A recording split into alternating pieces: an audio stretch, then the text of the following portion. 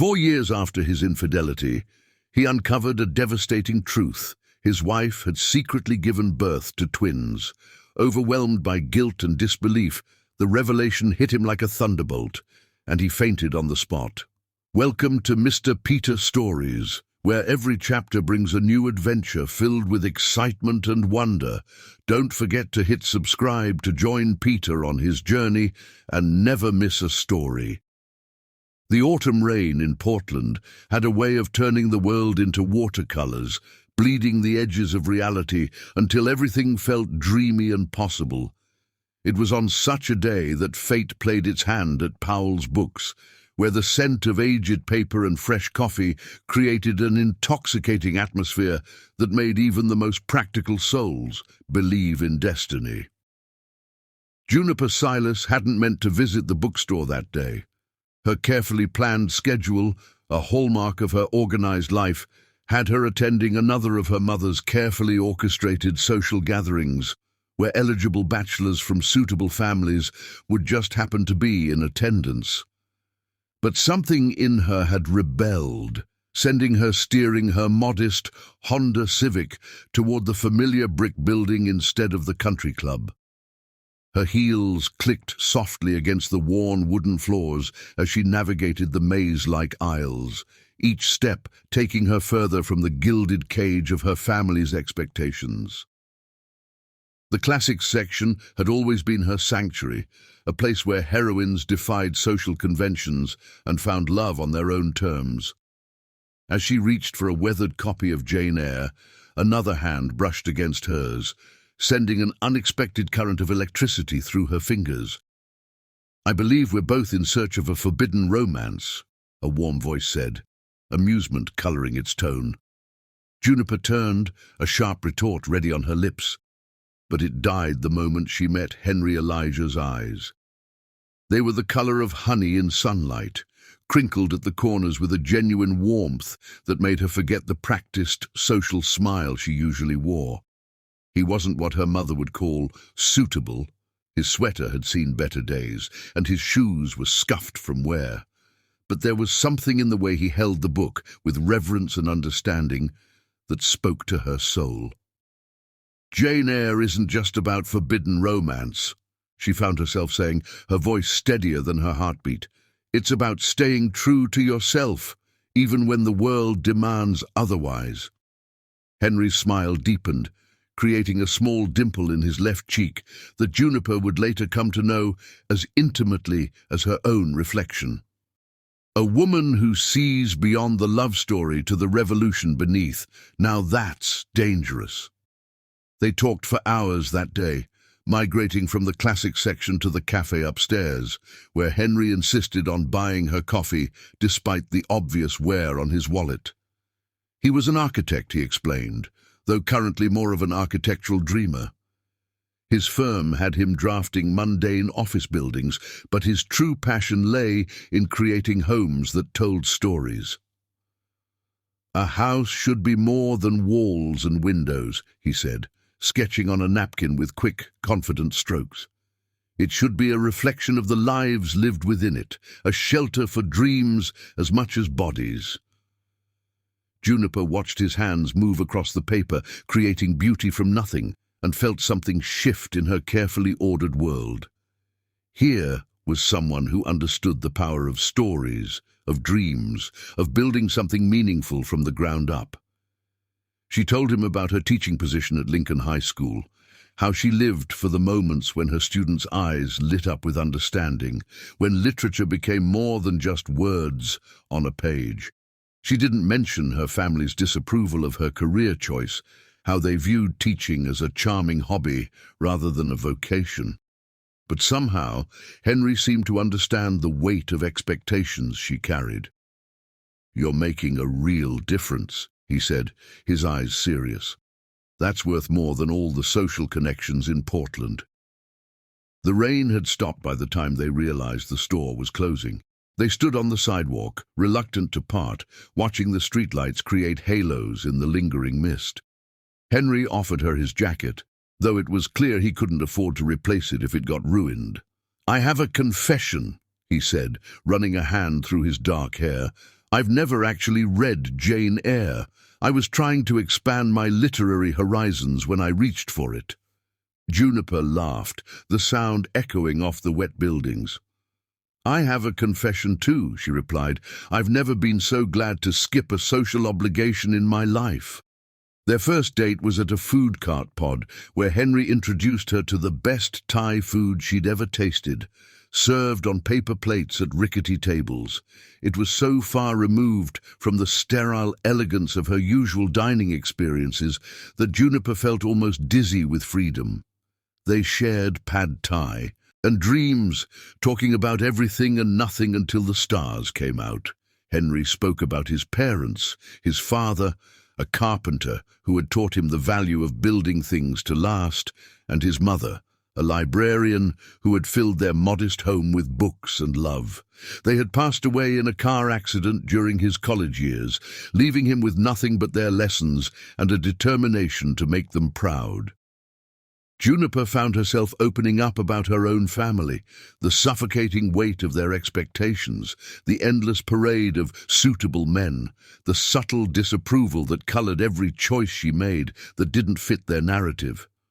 Henry listened without judgment, his hands wrapped around a paper coffee cup, offering understanding instead of solutions. Their worlds couldn't have been more different. Juniper's family lived in the West Hills, in a house that had graced the pages of architectural magazines. Henry rented a studio apartment in a converted industrial building where his drafting table took up most of the living space. But when he kissed her goodnight under the neon glow of the food cart signs, none of those differences seemed to matter. The following weeks were a blur of stolen moments and growing certainty. They met for coffee between her classes and his client meetings, shared lunch breaks in the park, and spent weekends exploring Portland's hidden corners. Henry showed her beauty in places she'd been taught to overlook. The intricate brickwork of old industrial buildings, the way sunlight played through the steel bridges' girders, the vibrant life of neighborhoods her family would never visit. Juniper found herself learning to see the world through new eyes. She started noticing the small acts of kindness that made up a life. The way Henry always tipped generously despite his tight budget, how he remembered every detail she shared about her students, the careful way he handled books and hearts alike. The inevitable confrontation with her family came sooner than she'd hoped. Her mother discovered them having dinner at a small Vietnamese restaurant, her father's business associate reporting back like a loyal spy. The resulting family dinner was an exercise in barely contained disapproval. "An architect who can't afford to live in a proper neighborhood," her mother said, cutting her beef tenderloin with surgical precision. "Really, Juniper, this rebellious phase has gone on long enough." "He has no family connections," her father added, not looking up from his phone. "No trust fund, no real prospects. What kind of life could he possibly offer you?" But they didn't understand. They couldn't see how Henry's eyes lit up when he talked about sustainable housing projects, or how gently he helped elderly customers reach high shelves at the grocery store. They couldn't comprehend that his lack of material wealth had taught him to be rich in all the ways that truly mattered. 6 months after their first meeting, Henry took her back to Powell's books. They wound their way through the familiar aisles until they reached the classics section. There, in front of the shelf where they'd first touched hands, he dropped to one knee. The ring was modest, a simple solitaire that had belonged to his mother. But to Juniper, it was perfect. "I can't offer you the life you're used to," he said, his voice steady despite his trembling hands. "I can't promise you'll never have to worry about money or that your family will ever approve. But I can promise you this. I will spend every day trying to build a life worthy of your trust.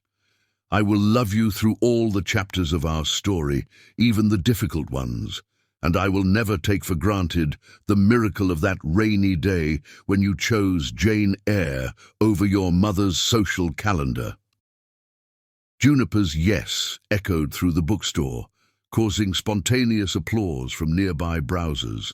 As Henry slipped the ring onto her finger, She knew she was choosing a different kind of wealth, one measured not in dollars and cents, but in shared dreams and honest love. The reactions were exactly as they'd expected. Juniper's family threatened to disinherit her, then tried to bribe her, and finally resorted to emotional manipulation.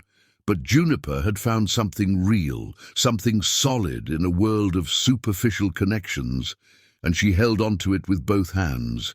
They were married in the Portland Rose Garden, with Henry's college friends and Juniper's supportive students making up most of the guest list.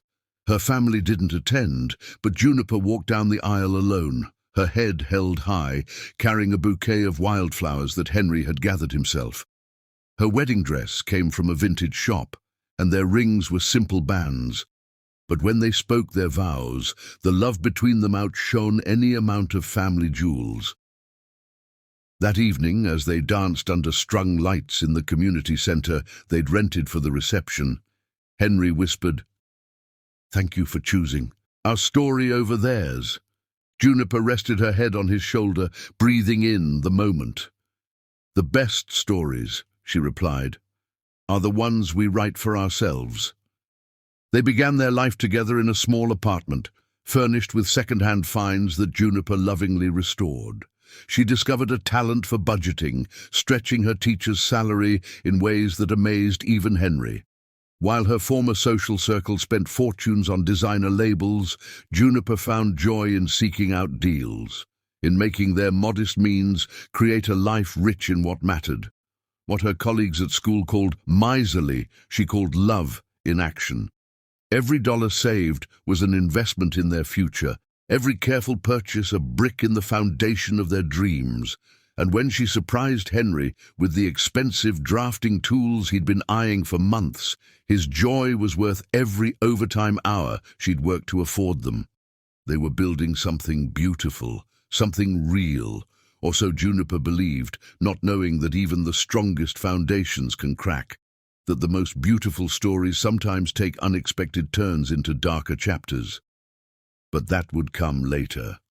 For now, they were simply Henry and Juniper, two souls who had found each other in a bookstore on a rainy day in Portland, writing their own definition of happily ever after. Chapter 2. Building Dreams. The first year of marriage unfolded like a flower in spring, each day revealing new petals of discovery. Henry and Juniper's apartment, though small, became a canvas for their shared dreams. The morning light would stream through the second-hand curtains Juniper had carefully selected, casting patterns on the walls that Henry would trace with his finger, describing the homes he would design someday. Homes with windows placed just so, to catch the dawn light and turn ordinary mornings into magic. Their tiny kitchen became the heart of their world. While others their age explored Portland's trending restaurants, Henry and Juniper spent evenings cooking together, turning simple ingredients into feasts. Henry marveled at how Juniper could create gourmet meals on their tight budget, never realizing she'd been taking extra tutoring sessions after school to afford the specialty ingredients that made his favorite dishes possible. "You're a miracle worker with money," he'd say, watching her clip coupons at their salvage dining table. Juniper would just smile, not mentioning how she'd learned to navigate clearance sales and bulk purchases, how she'd become known among local grocers for her ability to spot mistakes in pricing that worked in their favor. Her colleagues at Lincoln High dubbed her miserly when she brought her lunch every day, not knowing she was saving every extra dollar to help build Henry's dreams. Those dreams began to take shape in the late hours. After Henry returned from his corporate architecture job, he would spread his drawings across their living room floor. Innovative designs for sustainable homes, sketches of communities built around shared gardens and common spaces. Juniper would sit cross-legged beside him, grading papers while offering insights that often led to breakthrough ideas. "What if," she suggested one night, watching him struggle with a concept, "you thought about homes the way you think about stories? Every family has their own narrative. Shouldn't their home reflect that?"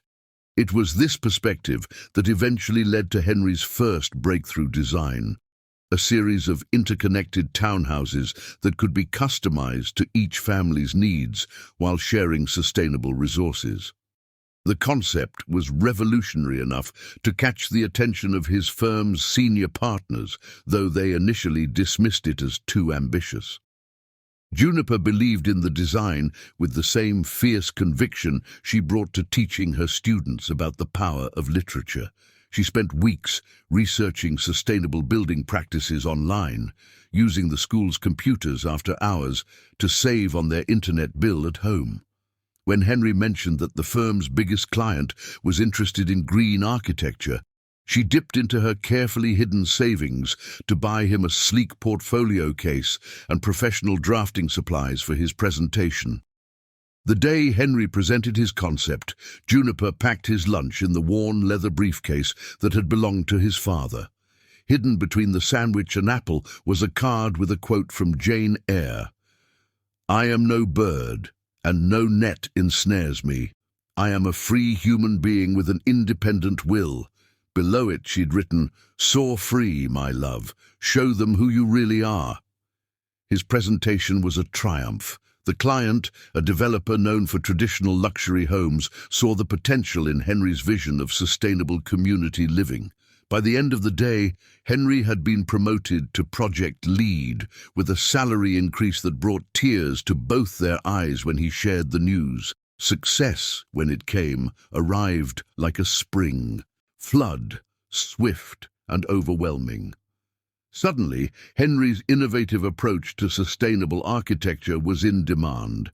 His designs began appearing in industry magazines, and firms from Seattle to San Francisco were calling. The modest increase in salary became substantial raises and bonuses. Their bank account grew, but Juniper's careful habits remained. "We should celebrate," Henry would say, wanting to buy her the kind of gifts her family would have considered appropriate. "You deserve nice things, June." But Juniper would shake her head, thinking of the future they were building. "I have everything I need," she'd tell him, though she quietly continued to save, surprising him with the things he wouldn't buy for himself: quality tools, professional memberships, the expensive watch he'd admired but considered too extravagant. Their social circle expanded with Henry's success. Client dinners and industry events became regular occurrences, and Juniper learned to navigate this new world with grace. She wore the same black dress to multiple events, accessorizing differently each time, while the wives of Henry's colleagues draped themselves in new designer outfits. Some snickered behind their hands at her practical choices, but Henry would beam at her with pride, knowing the strength of character behind her simplicity. What no one knew was that Juniper had started taking on private tutoring sessions during her lunch breaks and after school, building a separate savings account that she dubbed their dream fund. Every extra dollar was carefully invested, growing slowly but steadily, waiting for the day Henry would want to start his own firm or they'd be ready to build their own home. The irony wasn't lost on her that she, who had grown up with every material advantage, would find such satisfaction in frugality. But there was something powerful in choosing where to spend their money, in building security dollar by dollar instead of having it handed to them. When her mother sent pointed holiday cards highlighting the achievements of her peers, the luxury homes, the exotic vacations, Juniper would look around their modest apartment, rich with love and purpose, and feel nothing but pride. It was during this time that Henry's travel began to increase. His sustainable design concepts were in demand up and down the West Coast, and the firm was eager to capitalize on his rising star. At first, it was just overnight trips to Seattle or San Francisco. Juniper would pack his suitcase with care, slipping encouraging notes between his clothes and tucking his favorite snacks into the pockets. The distance was hard, but they made it work. Henry would call every night, sharing the details of his day while Juniper graded papers or planned lessons. She didn't tell him about the lonely dinners or the empty side of the bed. Instead, she focused on their future, on the dream they were building together. Then came the international opportunities. A firm in Singapore was interested in implementing Henry's sustainable community concept. A developer in Dubai wanted to discuss green architecture in desert environments. The trips grew longer, the time zones more challenging, the calls less frequent. Juniper poured herself into her work, taking on more tutoring sessions and volunteering to coordinate school events. Her savings account grew, but the apartment felt emptier. She started surprising Henry with more elaborate gifts when he returned, expensive ties, custom cufflinks, things to make him feel appreciated and successful in his new world. What she didn't know was that this new world was filled with temptations she couldn't have imagined.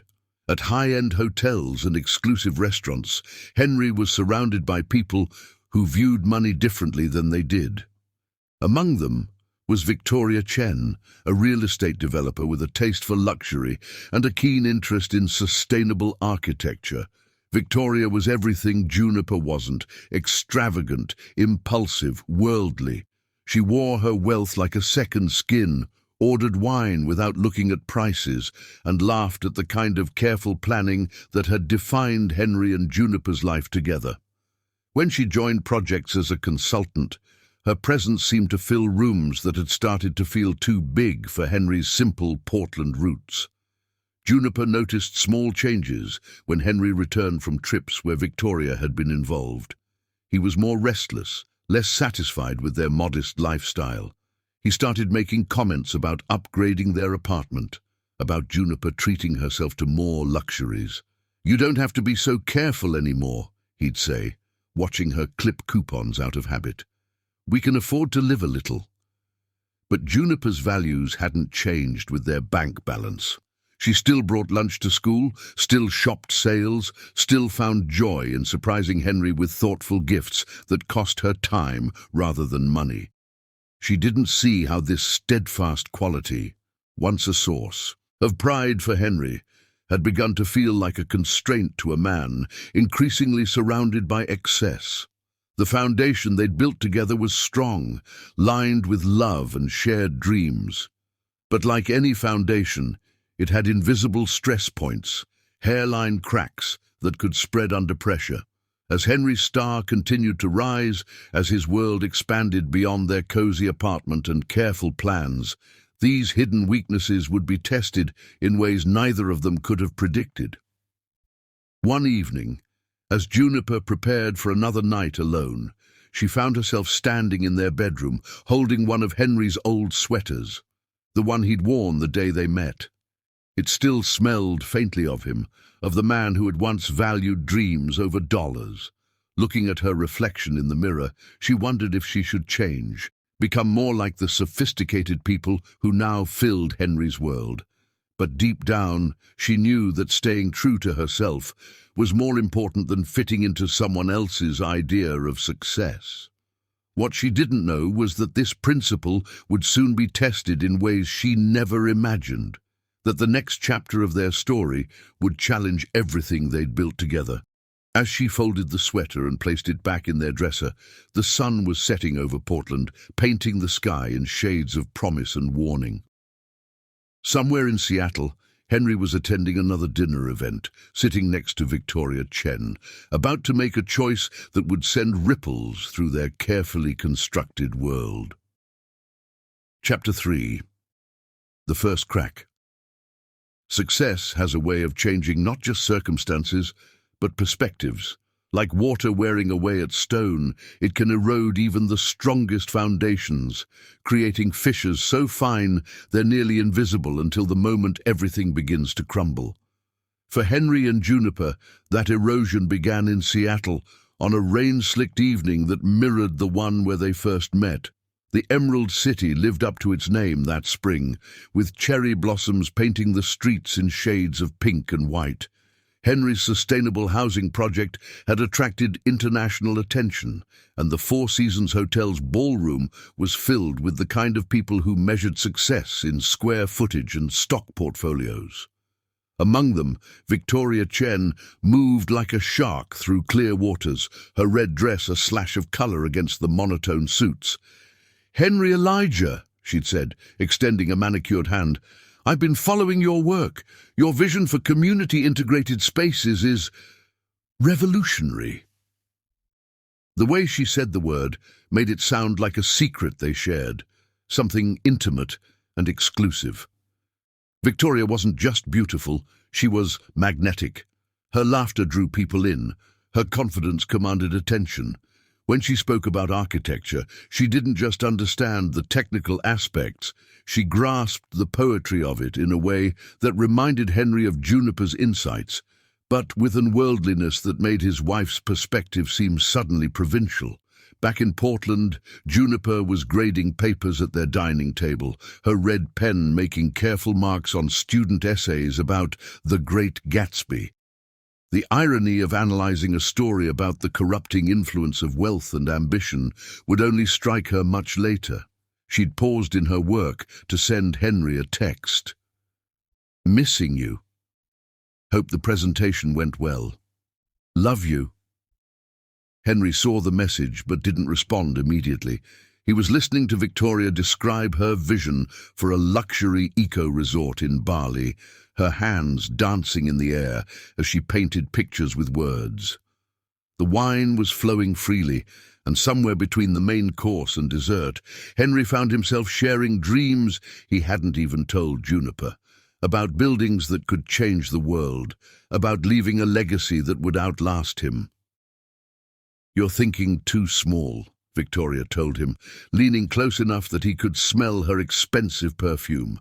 "With your talent, you could be doing so much more than family homes in Portland." It was the first crack, tiny, almost imperceptible.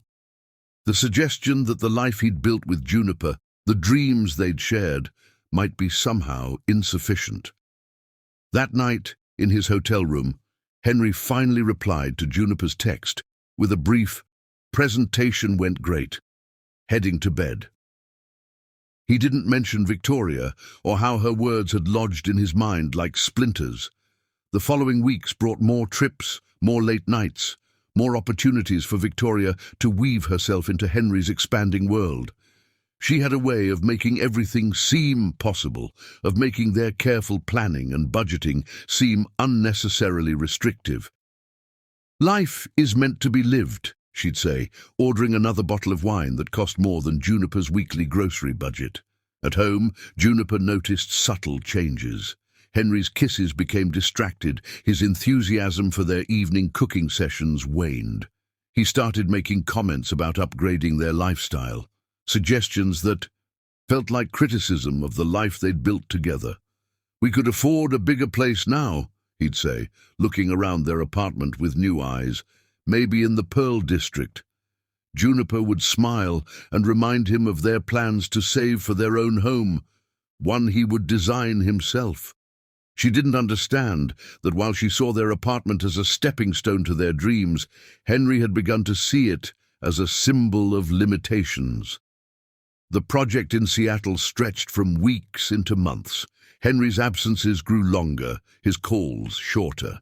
Juniper poured herself into her work, taking on additional tutoring sessions, not because they needed the money anymore, but because the empty evenings felt endless. She surprised him with a new suit when he mentioned an important client dinner, not knowing Victoria would be there to compliment him on it, her hand lingering on his sleeve as she felt the fabric. The night of the betrayal began like any other. Juniper was at home, preparing a lesson plan for her American literature class. Her phone buzzed with a text from Henry. "Late meeting. Don't wait up." She sent back a heart emoji, then returned to her work, unaware that across the city, her husband was following Victoria into her penthouse apartment. Later, Henry would try to explain it to himself. He'd had too much to drink. He was lonely. Victoria had been talking about a development opportunity in Singapore, suggesting his name as lead architect. Her kiss had tasted like expensive wine and possibilities, so different from the familiar comfort of Juniper's love. But in the moment, There were no explanations, no justifications. There was only the dizzying sense of stepping off a cliff, of betraying not just his marriage vows, but the very foundation of trust that he and Juniper had built together. The next morning, guilt sat in his stomach like lead as he checked out of his hotel.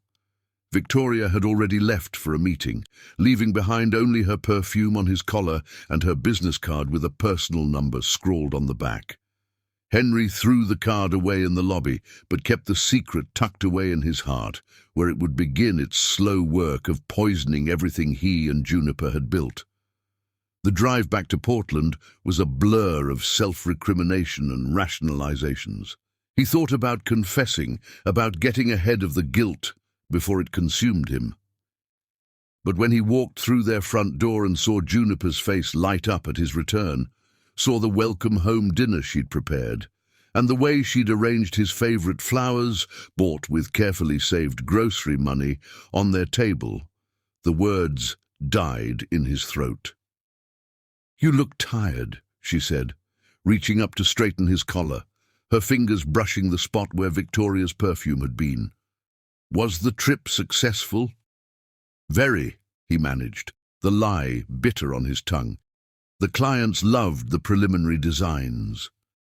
That night, as Juniper slept beside him, Henry stared at the ceiling and tried to convince himself it had been a one-time mistake.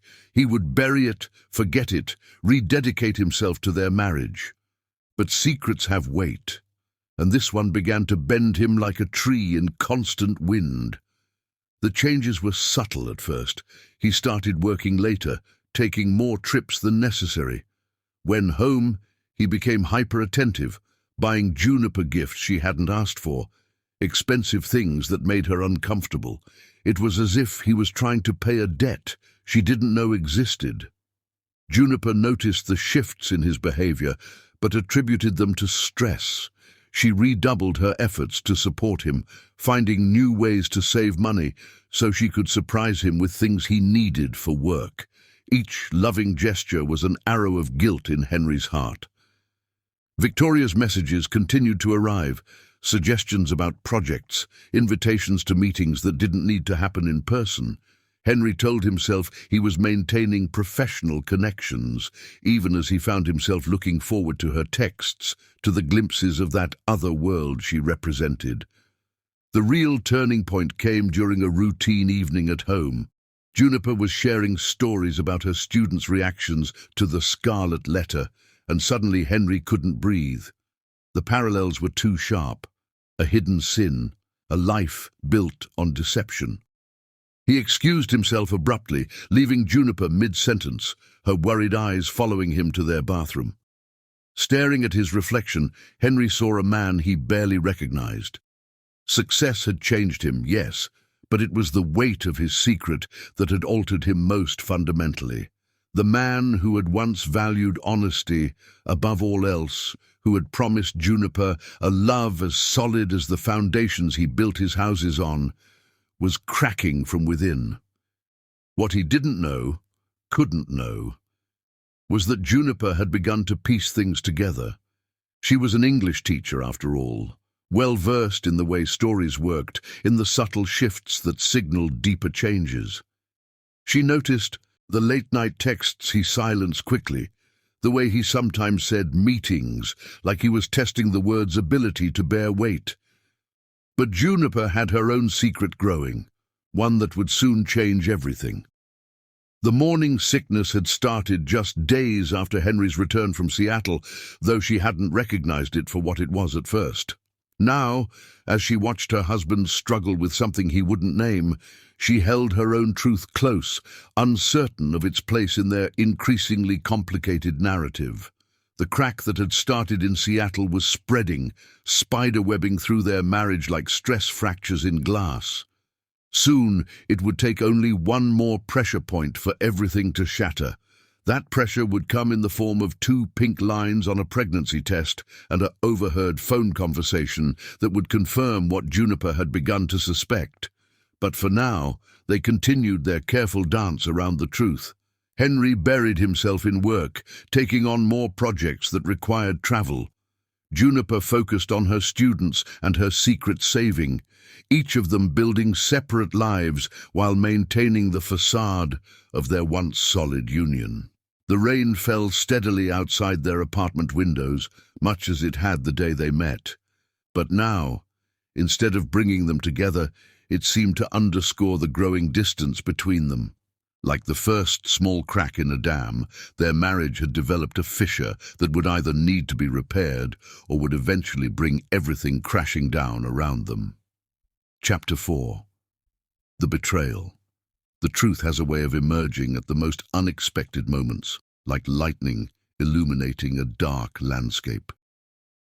For Juniper, that moment came on a quiet Tuesday afternoon in late spring when the cherry blossoms were falling like snow outside her classroom windows. She'd been feeling increasingly nauseated throughout the day, a sensation that had become familiar over the past few weeks. The school nurse had given her a knowing look when she'd stopped by for crackers, but Juniper wasn't ready to acknowledge what those symptoms might mean. Not yet. Not with everything else that felt uncertain in her life. During her free period, she'd decided to surprise Henry by bringing him lunch at his downtown office. It wasn't something she normally did. His new position came with client lunches and business meetings, but something in her needed to bridge the growing distance between them. She'd packed his favorites. The artisan sandwiches from the little deli he loved, homemade cookies that reminded him of his mother's recipe. The receptionist's face when she arrived should have been her first warning.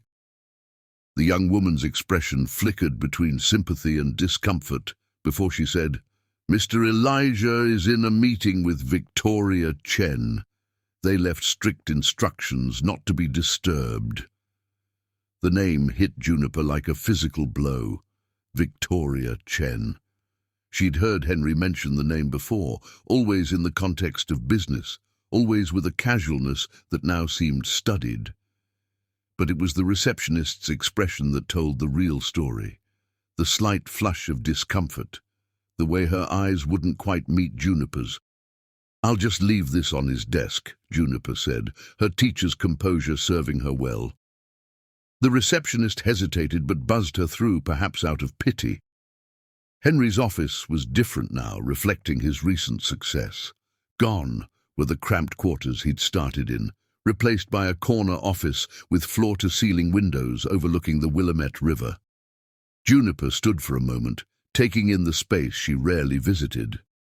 The clean lines and modern furniture spoke of his professional achievement, but something caught her eye that made her heart stutter. On his desk, partially hidden under a stack of blueprints, was a woman's scarf. Deep red silk, with an intricate pattern that whispered of luxury. Not the kind of thing Juniper would ever buy for herself, not with her careful budgeting and practical nature.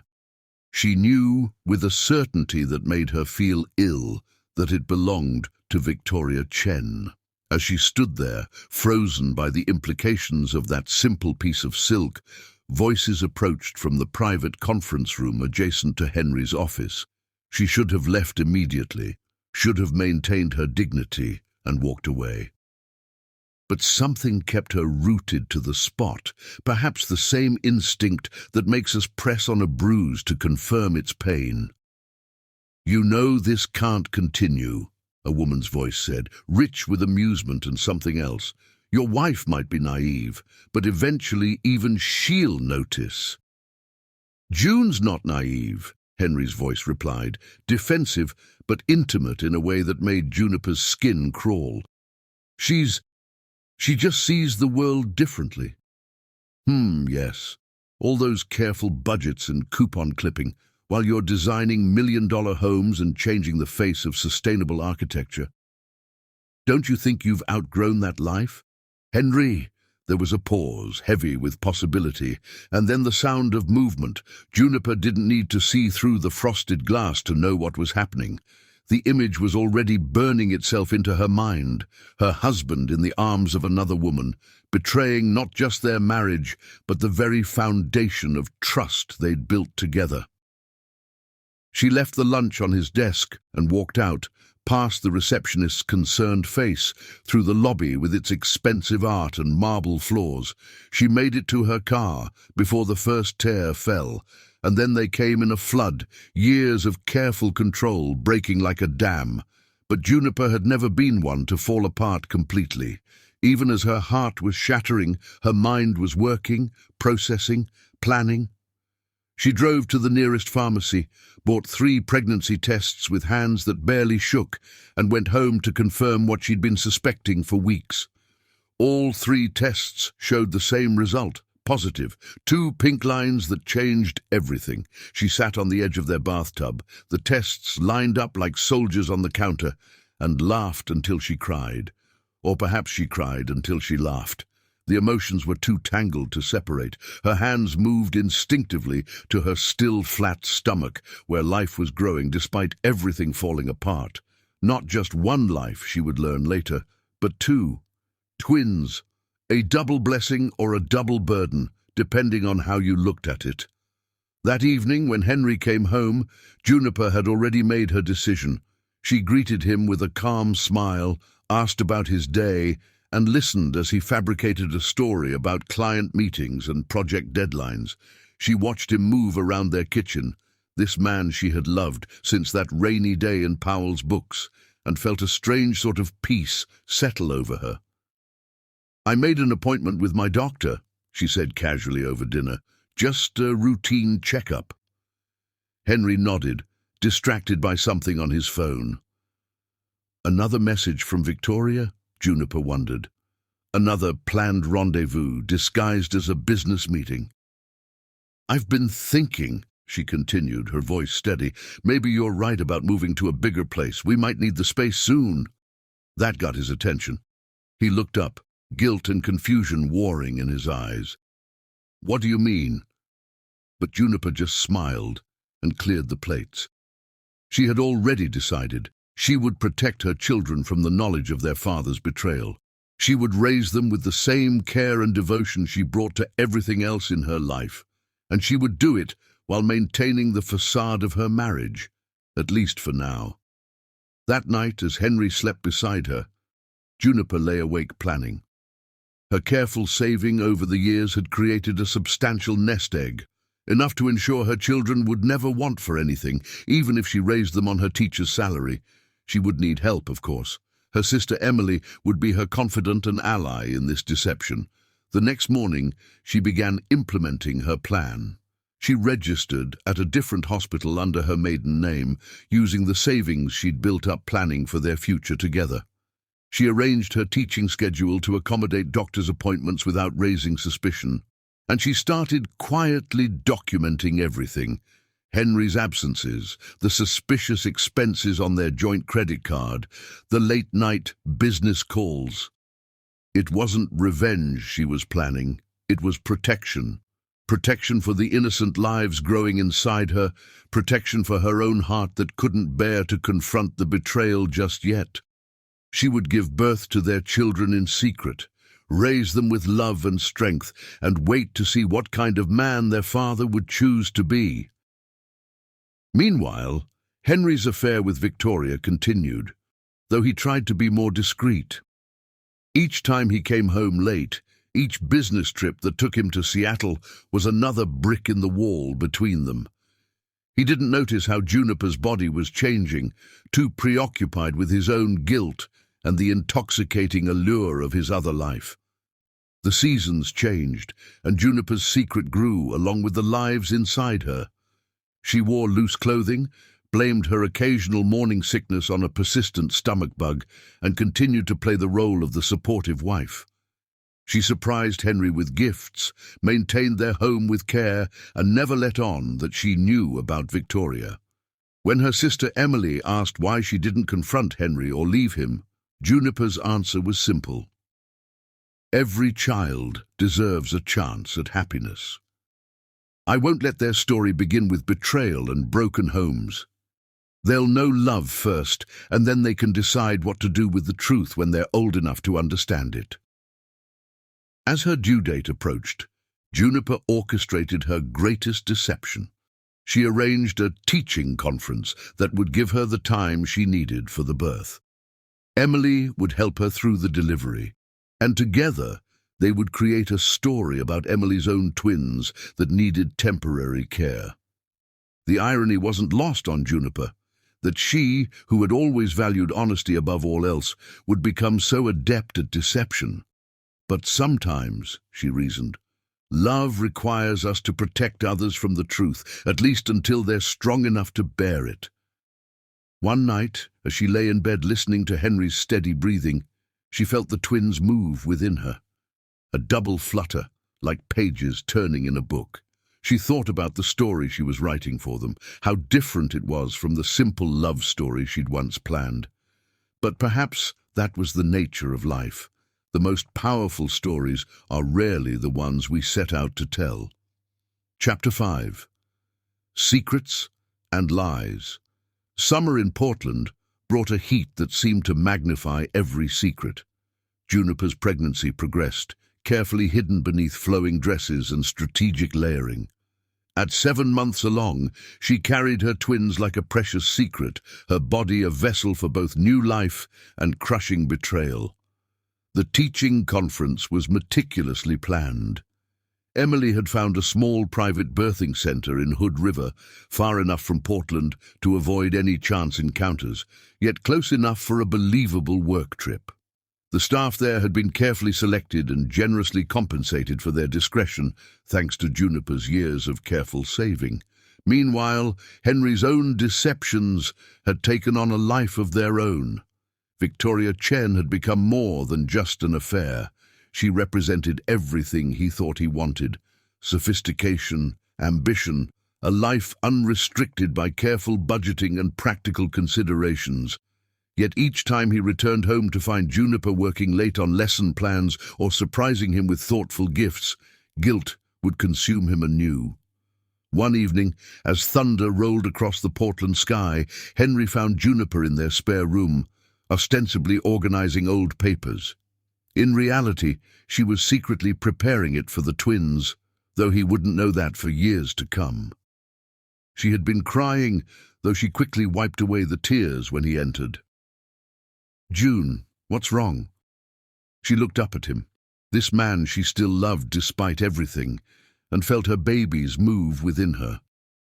"I was just reading some old letters from when we first met," she said, which wasn't entirely a lie.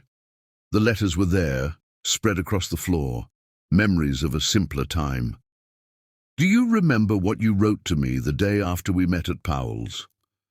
Henry shifted uncomfortably, guilt making him restless. "That was a long time ago. You wrote that you'd never met anyone who saw the world the way I did, that my practical nature wasn't just about saving money, but about building something meaningful, brick by brick." She touched one of the letters gently. "You said you loved that about me." The silence that followed was heavy with unspoken truths. Henry mumbled something about work and retreated to his home office, where Juniper knew he would check his phone for messages from Victoria. She returned to her secret preparations, adding another set of tiny clothes to the collection Emily kept at her house. The next week brought the culmination of Juniper's careful planning. She packed her bags for the supposed conference, kissing Henry goodbye with a casualness that belied the magnitude of what was about to happen.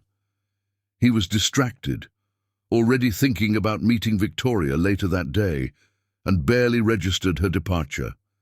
The birthing center was everything Emily had promised: discreet, professional, and far from prying eyes. When labor began, it was Emily who held her sister's hand, who wiped her brow and whispered encouragement. Juniper had chosen to forego strong pain medication, wanting to remain clear-headed for what was to come. Each contraction was a reminder of both her strength and her solitude.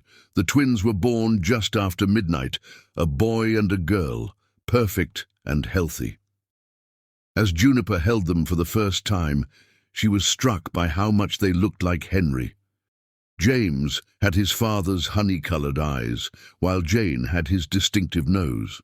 They were beautiful, innocent, and completely unaware of the complicated web of lies that surrounded their entry into the world. "What name should we put on the birth certificate?" the nurse asked gently. Juniper had thought long and hard about this. "Silas," she said firmly, using her maiden name. "James and Jane Silas." She would give them her name, protect them with it, until she knew what kind of father Henry would choose to be. Emily stayed with her during the recovery, helping her establish routines with the twins and documenting everything with photographs that would later prove crucial. They created a careful paper trail that would support their story, that these were Emily's children, born through a surrogate, whom she needed help with temporarily due to work commitments. Back in Portland, Henry noticed nothing amiss. Juniper's conference coincided with a major project deadline, and he was too preoccupied with work and Victoria to question the slight changes in his wife upon her return. If she seemed more tired, more emotional, he attributed it to the stress of teaching and their increasingly strained marriage. The twins were settled into Emily's home, with Juniper visiting as often as she could manage without raising suspicion. She pumped breast milk between classes, explaining the need for privacy to her colleagues as a medical necessity. Every moment away from her children was agony, but she channeled that pain into her teaching, into maintaining the facade of normalcy at home. Henry's own deceptions were beginning to wear on him. Victoria had become more demanding, more insistent that he leave Juniper. "You can't live this double life forever," she would say, tracing patterns on his chest in her luxury condo. "She's holding you back from who you could become." But who was he becoming? The question haunted Henry during sleepless nights, lying next to the wife he was betraying. The man who had once valued honesty and simplicity now lived in a web of lies so complex he could barely keep track of them. His professional success felt hollow, tainted by the personal failures he couldn't bring himself to face.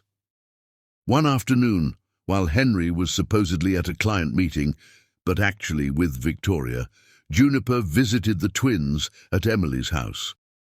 As she nursed them, her sister asked the question that had been hanging between them for months. "How long can you keep this up, June?" The deception, the double life. Juniper looked down at her children, their tiny hands clutching at her as they fed. "As long as I need to," she replied, "until I'm sure they'll be protected, one way or another." The irony wasn't lost on either sister, that both Henry and Juniper were living double lives, each believing they were protecting something valuable. Henry thought he was protecting Juniper from hurt, never knowing she already knew everything. Juniper was protecting their children from starting life in the shadow of betrayal, giving them time to exist in a world where love wasn't complicated by adult mistakes. Months passed in this careful dance of deception. The twins grew stronger, their personalities emerging. James was thoughtful and observant, like his father had been before success changed him. Jane was resilient and determined, already showing signs of her mother's strength. Juniper documented everything meticulously, first smiles, first words, first steps, storing the memories like precious gems. Meanwhile, the distance between Henry and Juniper grew, even as they continued to share a home and a life. He threw himself into work, taking on international projects that required extensive travel. She maintained their home with the same care as always, but her heart and thoughts were increasingly with her secret family. The weight of these secrets changed them both. Henry's once warm eyes became guarded, his smiles rare and distracted. Juniper's natural optimism was tempered by necessity, her teacher's instinct to share and nurture now carefully controlled. They moved around each other like actors in a play, each performing their part while the real drama remained hidden. One evening, as Juniper prepared dinner, after spending the afternoon with the twins, she overheard Henry on the phone with Victoria. His voice was strained, conflicted. "I can't just leave. It's complicated. She deserves better than that." Standing in their kitchen, Juniper felt an unexpected wave of pity for her husband.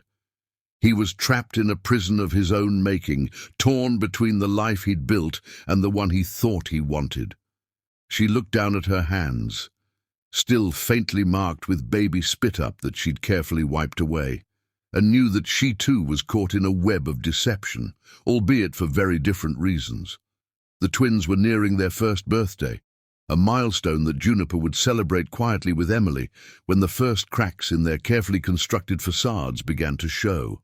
A client of Henry's mentioned seeing him with a striking Asian woman at a restaurant in Seattle.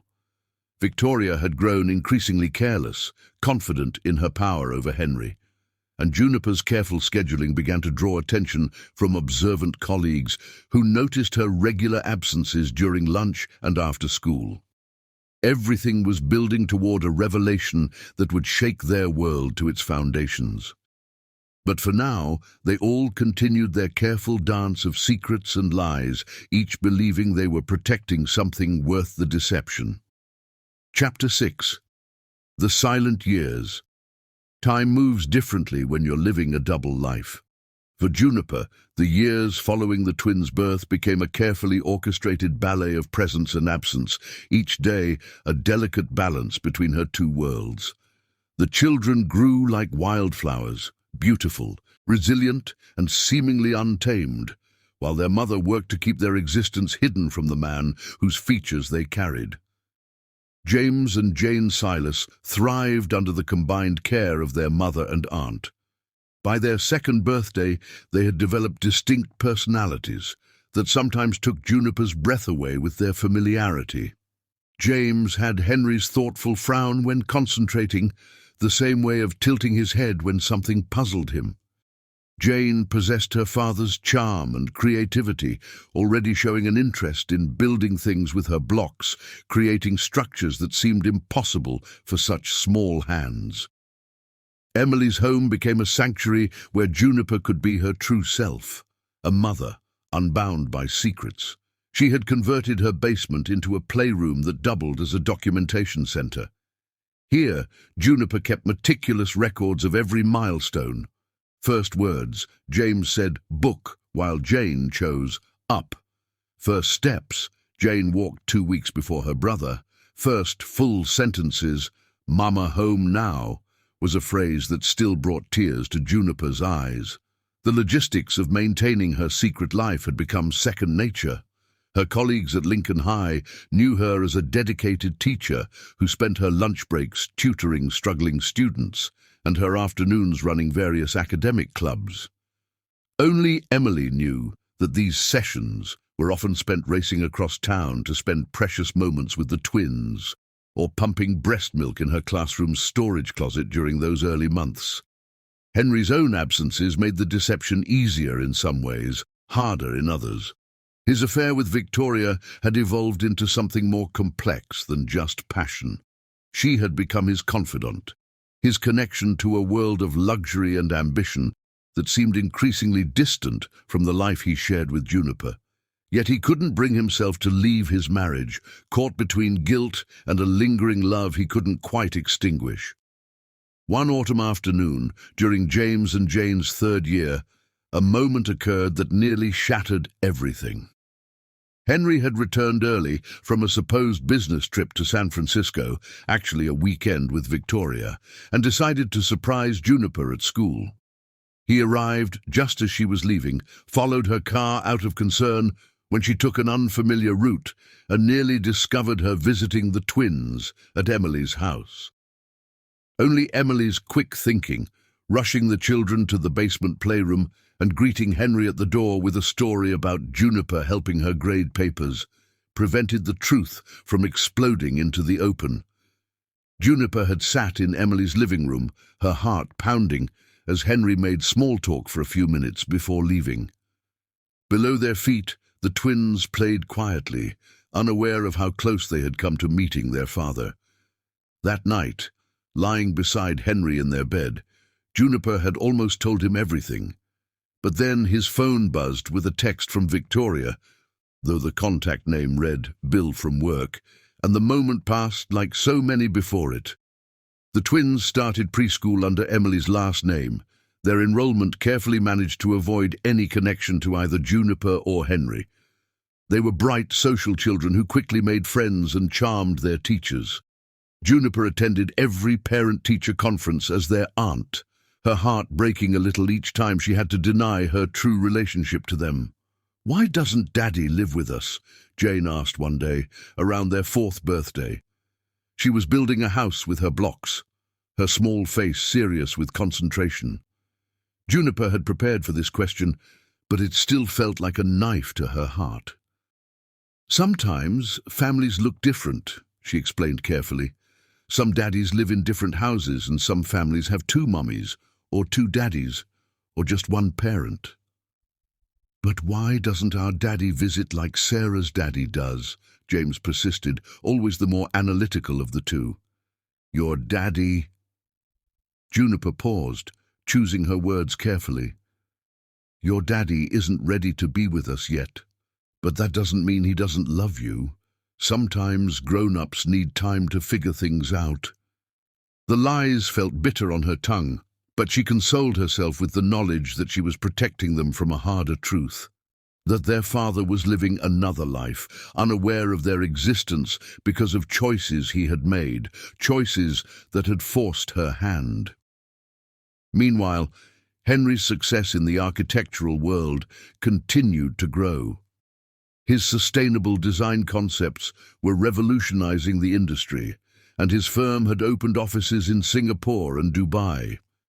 He traveled constantly now, his absences more frequent and longer. When he was home, he was distant, distracted, his guilt manifesting as expensive gifts that Juniper quietly donated to charity. Victoria had begun pushing for more commitment, her patience with being the other woman, wearing thin. She had introduced Henry to her, world of social connections and luxury living, making his life with Juniper seem increasingly like a relic of his past. Yet something held him back from making a final break. Perhaps the same instinct that had drawn him to Juniper in that bookstore years ago, and recognition of something genuine in a world of artifice. The years stretched on, marked by school plays Henry never saw, birthday parties he didn't know existed, and countless small moments of joy and pain that Juniper catalogued in her growing collection of photo albums and journals. She kept everything: artwork, report cards, medical records, building a paper trail that would someday prove these children had been loved and cared for from the very beginning. Emily watched her sister navigate this complex web of deception with a mixture of admiration and concern. "You're the strongest person I know," she told Juniper one evening as they watched the twins play in the backyard. "But everyone has a breaking point. What's your plan for when the truth finally comes out?" Juniper had considered this question countless times over the years. "The truth will come out when it needs to," she said, watching Jane help James up after a fall, displaying the same nurturing instinct she'd inherited from her mother. "And when it does, I'll have proof that every decision I made was for their protection and happiness." The twins grew taller, their features becoming more defined, more obviously echoing their father's.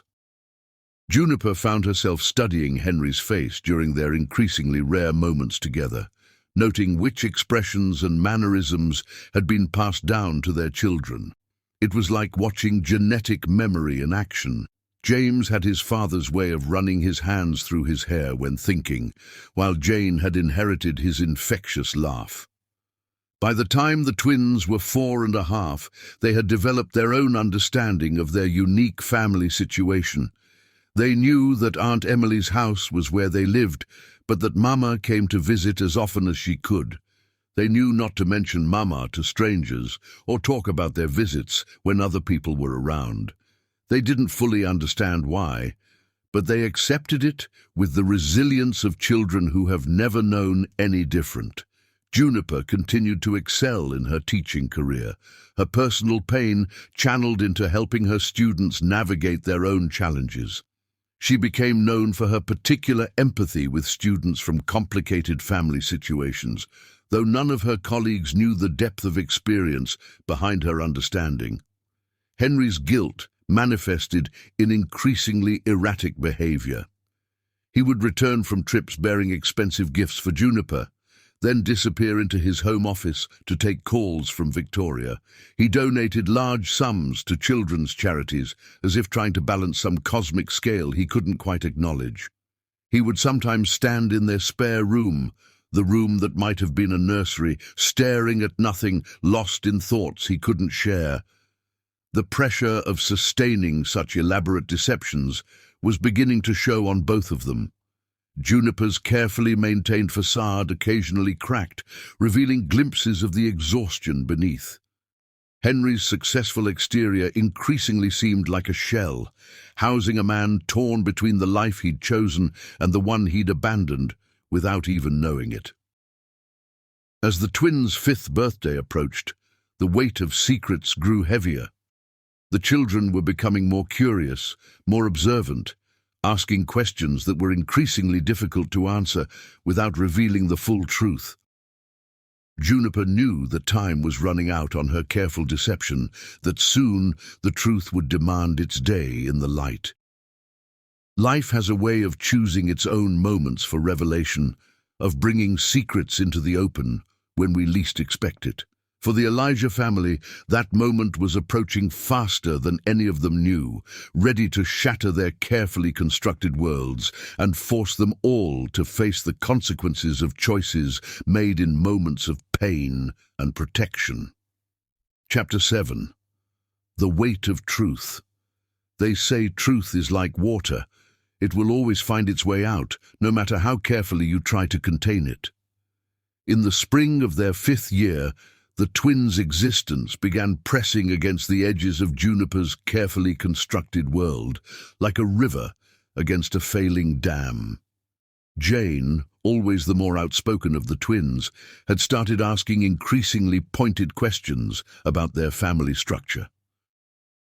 During one of Juniper's visits to Emily's house, she found her daughter standing before the family photos on the wall, her small face scrunched in concentration.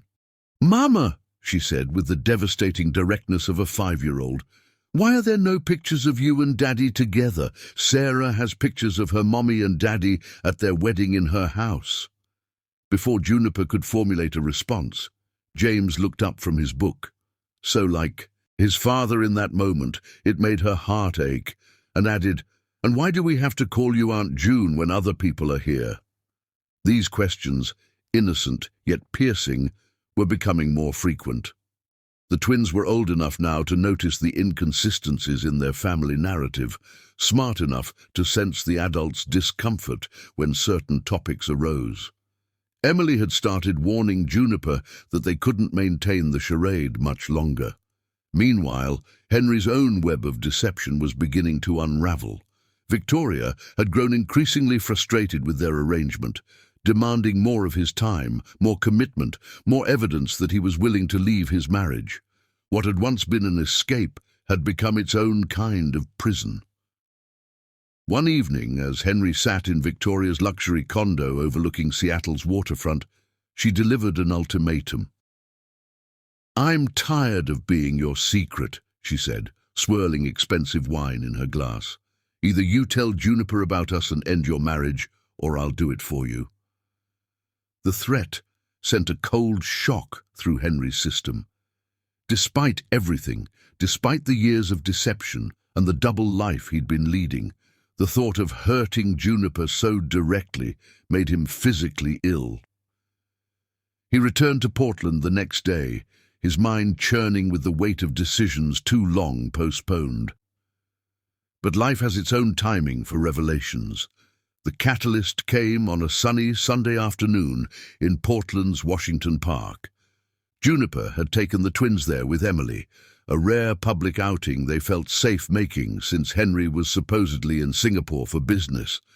The children were playing near the rose garden, their laughter carrying on the spring breeze when Henry walked around the corner with Victoria on his arm. Time seemed to stop. Henry froze mid-step, his eyes moving from Juniper to the children, his mind struggling to process what he was seeing. The twins, unaware of the drama unfolding, continued their game. But there was no denying what was before his eyes. Two children, around 5 years old, who wore his features like a mirror. "Henry," Victoria's voice seemed to come from far away. "What's wrong?" But Henry couldn't speak. He was staring at Jane, who had his mother's smile, and James, who held himself exactly as Henry did in old family photos. He was seeing 5 years of secrets laid bare in an instant, understanding blooming across his face like a thundercloud. "June," he managed finally, his voice cracking. "What? Who?" Juniper stood perfectly still, one hand on Emily's arm for support. This wasn't how she'd planned for the truth to emerge, but now that the moment was here, she felt an odd sense of relief mixing with her terror. "They're yours," she said simply, her voice carrying clearly in the suddenly silent garden. "They're ours.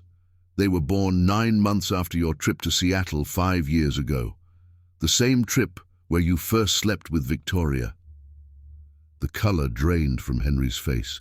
Behind him, Victoria took an instinctive step backward, her carefully maintained composure cracking as the implications hit her. The twins, sensing the tension, had stopped playing and were watching the adults with wide eyes. "Mama!"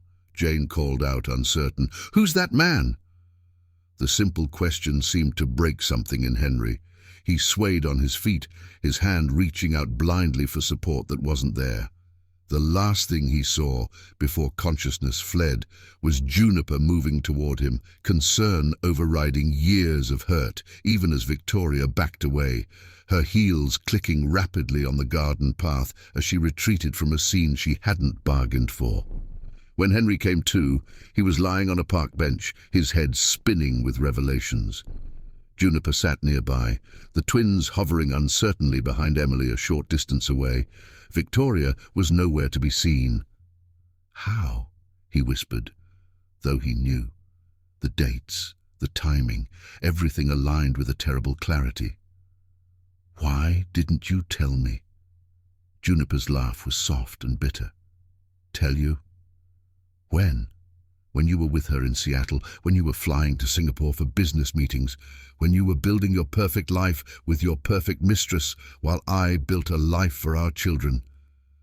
The twins were watching with undisguised curiosity now. James, ever the observer, was studying Henry's face with an intensity that made the man's heart clench. They had his eyes, both of them. How had he not known? How had he not sensed them in the world?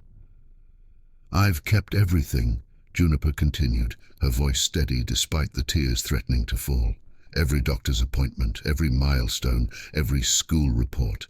I have videos of their first steps, recordings of their first words. I have 5 years of a life you chose to miss, Henry.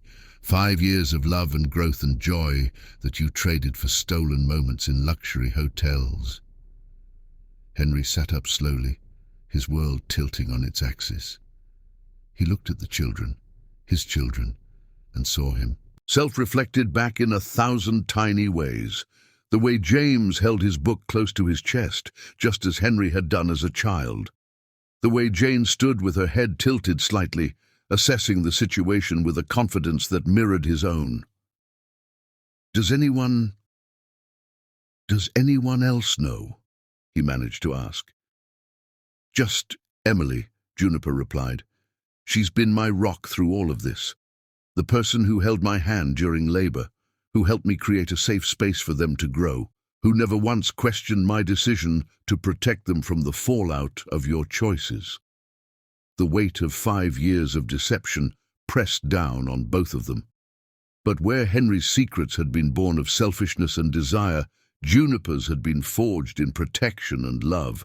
The evidence stood before them. 2 beautiful, well-adjusted children who had been raised with care and consideration, shielded from the toxic legacy of adult betrayals. "What happens now?" Henry asked, his voice small in the face of such monumental truth. Juniper looked at their children, these precious beings who had been her North Star through years of careful deception. "That depends on you," she said finally.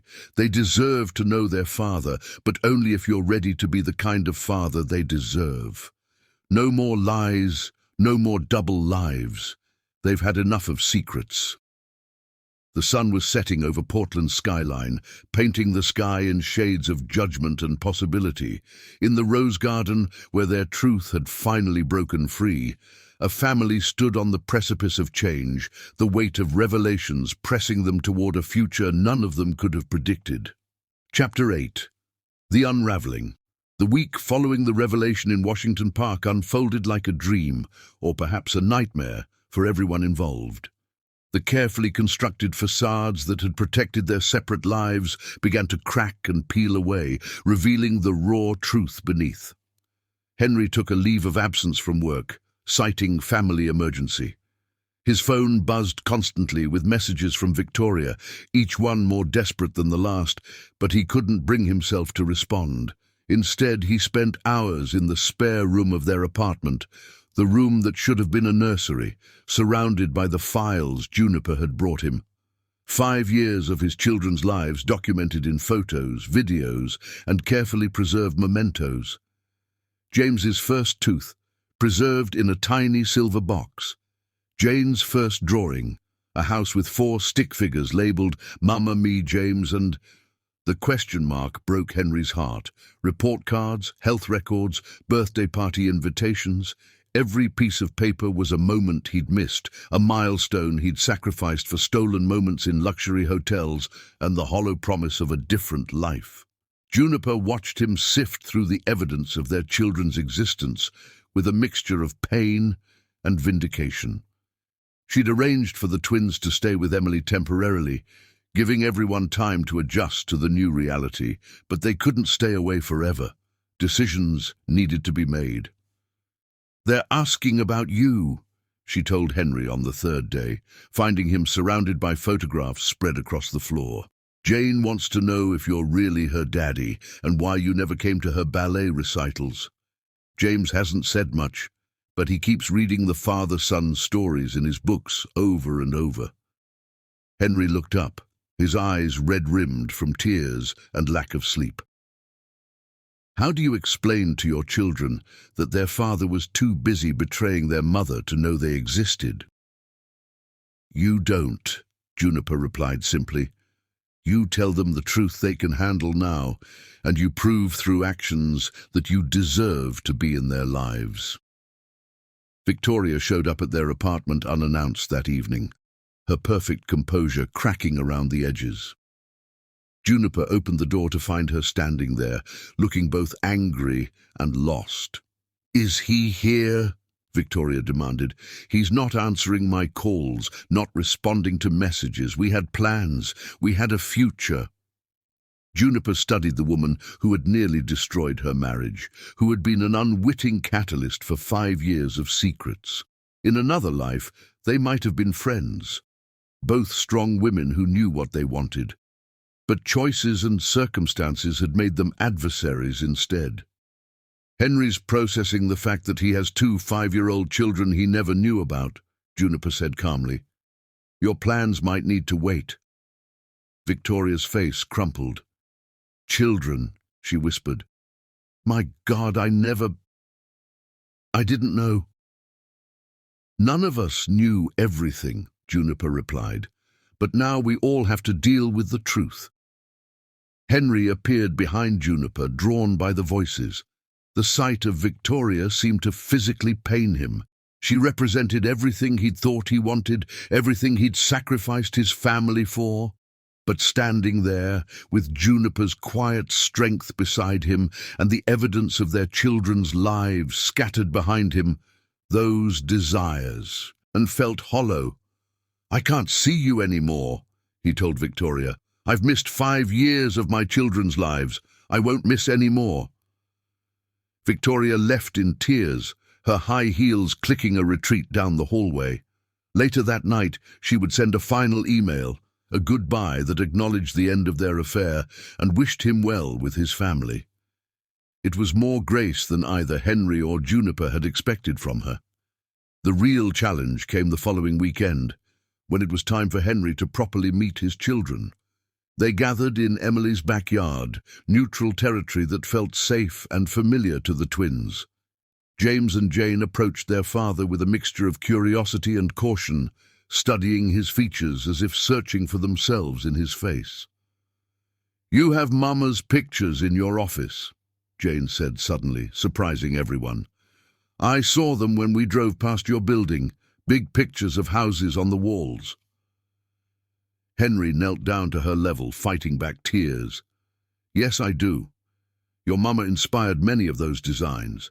She taught me that a home is more than just walls and windows." James, who had been hanging back, stepped forward. "Do you like books?" he asked seriously. "Mama says you met in a bookstore." "I do," Henry replied. "Would you like to show me your favorites?" What followed was a careful dance of discovery. The twins shared their world with Henry piece by piece. Favorite toys, beloved books, special hiding places in Emily's garden. Each revelation was a gift and a punishment, showing him exactly what he'd missed. Juniper watched from the sideline with Emily, her heart aching with a complex mixture of emotions. "Look at how Jane tilts her head just like him when she's thinking," she whispered to her sister. "I've been seeing him in them for years, and now he finally gets to see it too." The unraveling of their old lives continued in unexpected ways. Henry's firm was understanding about his need for personal time, but rumors began to circulate. Victoria's abrupt departure from their biggest project raised questions. At Lincoln High, Juniper finally explained her situation to the principal, who had always suspected there was more to her carefully structured schedule than met the eye. Their apartment, once a space filled with unspoken tensions and careful deceptions, began to transform. The spare room was cleared out, prepared for the possibility of occasional visits. Henry spent evenings reading parenting books instead of answering work emails, desperate to understand the developmental stages he'd missed. But the most profound unraveling happened in their hearts. Henry's guilt, once focused solely on his infidelity, expanded to encompass the enormity of missing his children's early years. Juniper's protective instincts warred with her desire to allow Henry into their children's lives. The twins themselves struggled to understand the sudden changes in their world, though they adapted with the remarkable resilience of childhood. One evening, about 2 weeks after the revelation, Henry found a photo he hadn't seen before. It showed Juniper in the hospital, clearly exhausted but radiant, holding 2 tiny bundles. Emily had taken the picture moments after the twins were born. The love in Juniper's face was unmistakable, as was the strength it must have taken to face that moment alone. "I should have been there," he said, his voice breaking. Juniper, who had been reviewing school documents at the dining table, looked up. "Yes," she agreed simply. "You should have, but you're here now, and that's what we have to work with."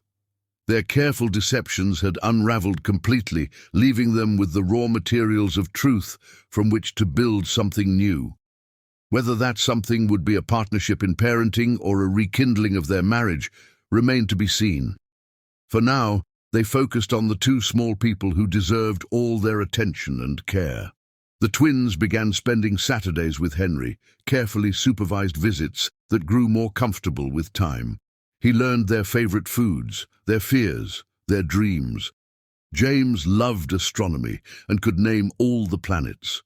Jane was taking ballet lessons and wanted to design houses like her father. Each new discovery was precious and painful, a reminder of everything he'd nearly lost permanently. "Will you stay?" Jane asked one Saturday, as Henry pushed her on the swing in Washington Park, the same park where their worlds had collided. Henry looked at his daughter, seeing in her face a future full of possibilities and responsibilities. "Yes," he promised, "I'm not going anywhere ever again." The unraveling of their old lives was complete, but from the threads of truth, something new was beginning to take shape. Whether it would be stronger than what came before remained to be seen. Chapter 9. The Aftermath. The aftermath of truth can be as challenging as the weight of secrets. In the months following the revelation in Washington Park, the Elijah family began the delicate process of rebuilding from the ashes of their deceptions. Henry took the most dramatic steps first, restructuring his entire life around his newfound role as a father. He stepped down from international projects, focusing instead on local developments that wouldn't require travel. His corner office, once filled with awards and architectural renderings, now featured children's artwork alongside the professional accolades. Each crayon drawing was a treasure, a piece of the life he'd nearly missed entirely. The transformation of their apartment happened gradually. The spare room evolved into a proper children's bedroom for the weekends when the twins would stay over. Henry threw himself into the design, channeling his architectural expertise into creating a space that would honor both children's personalities, stars and planets for James, ballet themes and building blocks for Jane. Juniper watched these changes with cautious optimism. She'd spent 5 years protecting their children from hurt, and old habits died hard. But seeing Henry's dedication, his genuine desire to make amends, sparked something in her that she'd thought long dead. "He asked about you today," she told Henry one evening, after the twins had returned to Emily's. "James, he wanted to know if you liked reading the same books he does when you were his age." Henry looked up from the photo album he'd been studying. He spent hours with these albums now, trying to memorize every moment he'd missed. "What did you tell him?" "I told him to ask you himself next time," Juniper replied. "They need to build their own relationship with you, separate from our history." Their history. It hung between them like a heavy curtain, both a barrier and a bond. The betrayal that had led to their separate lives hadn't disappeared with the revelation of truth. If anything, knowing about the twins made Henry's affair with Victoria seem even more devastating. They began seeing a family counselor, someone who specialized in complex family dynamics. Dr. Sarah Chen, no relation to Victoria, a coincidence that initially made them both uncomfortable, helped them navigate the challenging waters of their new reality. "You've both been living separate truths for so long," she observed in one session. "Now you need to learn how to create a shared truth that serves your children's best interests." The twins, remarkably resilient, adapted to their new schedule with the flexibility of childhood. Weekends with Henry became a regular part of their routine. He learned to braid Jane's hair for ballet class, to explain the constellations to James in ways that made their eyes light up with understanding. Each small victory, a spontaneous hug, a shared laugh, a moment of natural connection, felt like redemption. Emily remained a constant presence, the bridge between their old life and the new one they were building. She watched her sister navigate this complex transition with pride and concern. "Are you sure about this?" she asked Juniper one afternoon, watching the twins play with Henry in her backyard. Letting him back in, risking their hearts like this. Juniper considered the question carefully. "They deserve the chance to know their father," she said finally, "and he deserves the chance to become the father they need. What happens between Henry and me? That's a separate question." That question lingered unspoken in every interaction. Their marriage, technically still intact, had been fundamentally altered by years of parallel deceptions. Henry's betrayal had led to Juniper's necessary lies, creating a complex web of hurt and protection that couldn't be easily untangled. Victoria's departure from their lives was complete, but left its own aftermath. She had accepted a position with a firm in Singapore, an ironic echo of the life she'd once imagined sharing with Henry. Her final gesture was a letter addressed to Juniper that arrived 6 months after the revelation. "I'm sorry," it read simply. I thought I was fighting for love, but I was only helping to destroy something precious. Your children are beautiful, and they deserve better than what we almost cost them." Juniper shared the letter with Henry, watching his face as he read it. "She's not wrong," he said quietly. "I almost lost everything that mattered, chasing something that never really existed." The process of healing took unexpected turns. One Sunday, Henry discovered that James had inherited not just his looks, but his childhood fear of thunderstorms. During a particularly violent storm, he held his son close and taught him the same counting technique his own father had used, counting the seconds between lightning and thunder to know how far away the storm was. Jane, meanwhile, began incorporating her father into her elaborate pretend plays. She would design houses out of blankets and pillows, insisting that Henry evaluate them with the same seriousness. He brought to his professional projects. These games became a bridge between them, a way to build trust through shared imagination. Their first Christmas as a known family brought its own challenges and joys. The twins, old enough to understand the significance of the holiday, but young enough to still believe in magic, approached it with tremendous excitement. Henry threw himself into creating traditions, perhaps trying to make up for 5 missed Christmases in one. "Daddy, is Santa real?" James asked during the tree decorating, his small face serious. Henry glanced at Juniper, receiving a subtle nod. "The spirit of Santa is real," he replied carefully. "It's about love and giving and magic, just like the love in this family is real, even when it looks different from other families." The moment was small but significant, their first real co-parenting decision, handled with grace and understanding. These moments began to accumulate, building a new foundation brick by brick. Professionally, both Henry and Juniper found their lives shifting. Henry's focus on local projects led to an unexpected opportunity, designing sustainable, family-friendly communities that reflected his new understanding of what homes really meant. Juniper's experience with their complex family situation made her an even more empathetic teacher, particularly skilled at helping students navigate their own family challenges. As the first anniversary of the revelation approached, they found themselves back in Washington Park, this time by choice. The twins played near the rose garden where everything had changed, their laughter a healing balm over old wounds. "Do you regret it?" Henry asked suddenly, watching their children play. "Not telling me sooner?" Juniper considered the question, watching Jane show James how to make a perfect cartwheel. "I regret that it was necessary," she said finally. "I regret that our choices led us to a place where such secrets felt like protection. But I don't regret protecting them. They deserved a chance to be loved without complexity first." Henry nodded, understanding finally what she had given their children. A foundation of unconditional love, untainted by adult mistakes and regrets. "Thank you," he said quietly. "Not just for being their mother, but for being strong enough to do it alone when I wasn't strong enough to do it right." The sun was setting over Portland, painting the sky in shades of forgiveness and possibility. Their story wasn't over. In many ways, it was just beginning, but the aftermath of truth, though painful, had cleared the way for something new to grow. Chapter 10. Full Circle.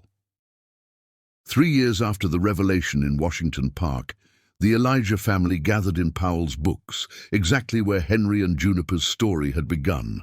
The familiar scent of old books and fresh coffee wrapped around them like a comfort blanket as 8-year-old Jane stood in the classics section, reaching for a copy of Jane Eyre, the very same book that had brought her parents together years ago. "Too advanced for you yet, sweetheart," Juniper said softly, watching her daughter's determined face. So like Henry's when he was focused on a design. "But it's your love story, Mama," Jane insisted, her eyes bright with understanding beyond her years. "This is where you and Daddy first met." James looked up from his astronomy book, his honey-colored eyes, mirror images of his father's, taking in the scene. "Before the sad times?" he asked quietly. Henry knelt down beside his son, something he'd learned to do whenever difficult conversations arose. "Before the mistakes and the healing," he corrected gently. "Every story has its chapters, buddy. Even the hard ones help make us who we are." The past 3 years had been a journey of redemption and rebuilding. Henry had proven his commitment to his family in countless ways, large and small. He'd turned down a prestigious international project to stay close to home. He'd never missed a single ballet recital or science fair. Most importantly, he'd been patient, accepting that trust, once broken, could only be rebuilt slowly, one day at a time. Juniper had watched this transformation with growing wonder, seeing in Henry glimpses of the man she'd first fallen in love with, now tempered by wisdom and regret, into someone even stronger. Their relationship had evolved, too, moving from careful co-parenting to something deeper, more honest than before. Today's visit to Powell's wasn't just nostalgia, it was preparation for something bigger. Tomorrow would mark their vow renewal ceremony, a chance to begin again with truth as their foundation. The twins would be there this time, not just as witnesses but as active participants in joining their family's past with its future. "Tell us again," Jane requested, settling into one of the store's worn armchairs. "About how you met." Henry caught Juniper's eye, seeking permission. When she nodded, he began, "It was raining, just like it often does in Portland. I was trying to improve my literary knowledge." "Because you were a fraud who'd never read Jane Eyre," Juniper interjected teasingly, the old hurt finally healed enough to become family laughter. "And your mother," Henry continued smiling, "was escaping another of your grandmother's social events. Our hands touched, reaching for the same book." "And you felt electricity," James finished, having heard the story many times. "Like in my science book, when atoms connect." "Exactly like that," Juniper agreed, running her fingers through her son's hair. "So like Henry's in texture and color. Sometimes atoms separate for a while, but the right ones find their way back together." The children had thrived in the years since the truth came out. James's interest in science had blossomed under his father's encouragement, while Jane had developed a passion for both dance and architecture, often combining them in ways that delighted Henry's creative soul. They were living proof that love, even when tested by betrayal and secrets, could create something beautiful. Their family had expanded in unexpected ways, too. Emily remained their strongest supporter, but now she spent holidays with them in the home Henry had designed specifically for their unique family. A house with spaces for togetherness and healing, for privacy and reconciliation. Even Juniper's parents had slowly come around, their initial judgment softened by the obvious joy of their grandchildren and the visible changes in Henry. As they prepared to leave the bookstore, Henry pulled Juniper aside in the same spot where they'd first met. In his hand was a small, worn copy of Jane Eyre, the exact edition they'd both reached for all those years ago. "I finally read it," he said softly. "All of it. I understand now what you meant about it being more than a love story. It's about staying true to yourself, about forgiveness and redemption." Juniper touched the book gently, memories flooding back. "It's about choosing love, even when it's difficult," she added. "About building something real from the ashes of mistakes." "Like we did," Henry said, his voice thick with emotion. "Like we're doing." The twins watched their parents with knowing smiles. They'd grown wise in the way of children who have seen love tested and strengthened. They understood now that their family's story wasn't perfect, but it was real and true and stronger for having been broken and rebuilt. Tomorrow, they would gather with friends and family to witness Henry and Juniper's recommitment to each other. The twins would carry rings and flowers, symbols of new beginnings. But the real ceremony was happening here, in the quiet moments between books, in the gentle way Henry held Juniper's hand, in the proud tilt of Jane's chin as she watched her parents, in the thoughtful gleam in James's eyes as he observed another piece of his family's story falling into place. As they left Powell's books together, the rain had stopped and a rainbow arched across the Portland sky. Jane, ever the romantic, declared it a sign. James, the scientist, began explaining the meteorological conditions that created rainbows. Henry and Juniper exchanged glances over their children's heads, seeing in each other the people they'd first fallen in love with and the stronger ones they'd become. Their story had come full circle, but it wasn't an ending. It was a new beginning, written with wisdom earned through pain, with love tested by betrayal and strengthened by forgiveness, with truth finally free to shine in the open air. As they walked together toward their future, the past no longer haunted them. It had become simply another chapter in their ongoing story, one they would continue writing together, one day at a time. Let me share a heartfelt message drawing from Juniper's story for women facing similar challenges.